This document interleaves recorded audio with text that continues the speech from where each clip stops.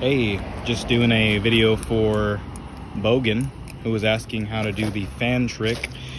And the trick is just that right there, or depending on which one you like to do, there's also this one, which I think that one's this one right here sort of looks weird and it's hard to incorporate into tricks, so I'll be teaching you that one, just that. And you know, this is probably one of the more simple tricks, and a lot of it comes down to, you know, timing and the feel of it. For this one, I think the biggest key is making sure that you're in the right spot. So the primary motion that's going to be starting the fan is this little twist of your fingers. So these two fingers right here will twist, and that's what's going to start the motion of it. But it'll kind of depend on what type of knife you have. If you have a more neutrally balanced knife, then it's going to be a lot easier to fan. Or if you have a blade bias knife, it'll be easier to fan. But when you have a lot of handle weight, your fans might look a little less even, or they might look a little weirder.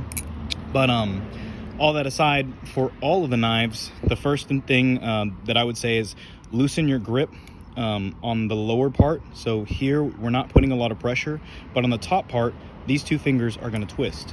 And you're not going to get a good fan without making a T shape. Damn.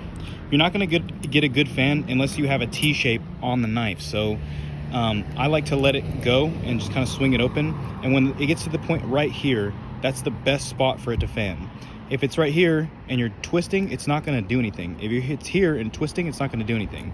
So in order to get this twisting fan, it has to be in this T shape. And what I would recommend to you to get a feel for where that spot is I would recommend that you do this, which is like open your knife up, let it go side to side, put your two fingers here, loosen your grip on the bottom. These two on the bottom are going to help support it sort of in a way, but they're not putting pressure to where it's going to stop it from being able to spin. And so you're just doing a little teeter side to side, teeter it side to side until you can do it while standing it up. You see what I'm saying? And that way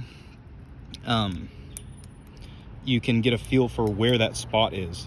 And once you get a feel for that spot where you can see that little teeter is there, that's whenever you know that you're ready for that little fan. So loosen the grip on the bottom. Really, these fingers are just supporting, keeping this stable. And one thing that helped me when I was first learning it was having my hand almost like this, imagining that it's going to make a T and my hand is going to be on the bottom of the T. So you're not gripping it in some ways. You're almost like letting it stand up on your hand, and the bottom of the handle resting in your hand. That's the best way to put it. Like the bottom of the handle rests in your hand, like that. And so eventually you'll get to the point to where you can actually just endlessly run these little fans and just keep doing that.